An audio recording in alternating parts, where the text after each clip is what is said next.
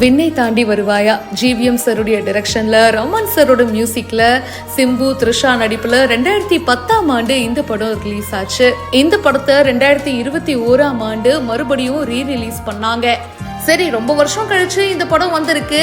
தியேட்டருக்கு போயிட்டு நிறைய பேர் பார்த்தாங்க. ஆனா அங்கதாங்க ஒரு ட்விஸ்டே நடந்திருக்கு. கூட்டம் வந்துகிட்டே இருக்கு.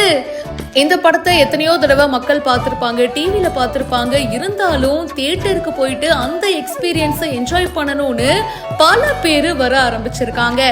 அதாவது ஒவ்வொரு வாரமும் ஒவ்வொரு நாளும் கூட்டம் குறையாம வந்துட்டு இருக்குங்க. 1-2 நாள் இல்லைங்க, கண்டினியூஸா 3 வருஷத்துக்கு மேல 1000 நாட்களை கடந்து விண்ணை தாண்டி வருவாயா சக்சஸ்ஃபுல்லா போயிட்டு இருக்கு. ரிலீஸ் ஆகி 15 வருஷம் கழிச்சும் ஒரு படம் இப்போ வரைக்கும் ஹவுஸ்ஃபுல்லா போகுதுன்னா அது வேற லெவல் சாதனைல. 15 வருஷத்துக்கு முன்னாடி வந்த படம்னு ஒரு ஃபீலே இருக்காதுங்க. பயங்கர கிளாஸியான ஒரு மூவி அது.